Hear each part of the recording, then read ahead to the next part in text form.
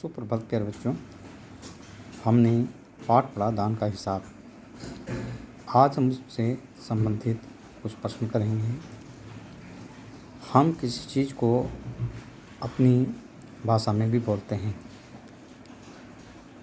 तब आप नीचे दिए गए जो वाक्य हैं उनको अपनी तरह किस प्रकार लिख सकते हैं उसके बारे में लिखेंगे। जैसे हमने लिया है, दान के वक्त उसकी मुट्ठी बंद हो जाती थी। अब इसको हम लिख सकते हैं, दान के नाम पर वह किसी को पैसे नहीं देते थे। दूसरा लिया हमने, हिसाब देखकर मंत्री का चेहरा फीका पड़ गया। इसको हम लिख सकते हैं, हिसाब देखकर मंत्री घबरा गया। फिर लिया है हमने, सन्यासी की बात सुनकर सभी की जान में जान आ गई। हम लिख सकते हैं, सन्यासी की बात सुनकर सभी ने राहत की सांस ली। फिर हमने लिया है, लाखों रुपए राजकोष में मौजूद हैं, जैसे धन का सागर हो। इसको हम लिख सकते हैं, राजकोष में असीम धनराशि है, उसमें असंख्य रुपए जमा हैं।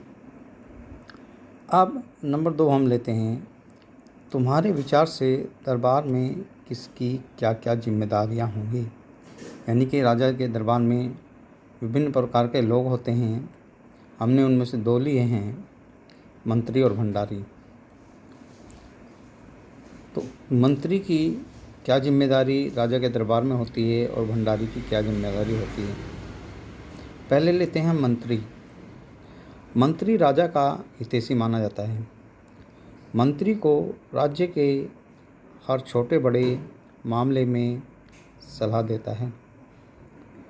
मंत्री पूरे राज्य की सुरक्षा और शांति बनाए रखना मंत्री का कर्तव्य होता है। मंत्री प्रजा के सुख दुख की पूरी जानकारी राजा को देता है। फिर हम लेते हैं भंडारी। भंडारी का सर्वप्रथम कर्तव्य होता है राजकोष को सुरक्षित रखना।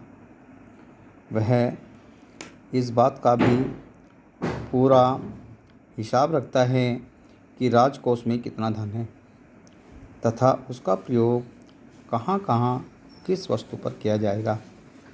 वह राज्य के सारे खर्चों का पूरा हिसाब रखता है। वह समय समय पर राजा व मंत्री को राजकोष के हिसाब की पूरी जानकारी देता रहता है। आप इसको अच्छे से समझेंगे और सुंदर से लिखेंगे, याद भी करेंगे। धन्यवाद।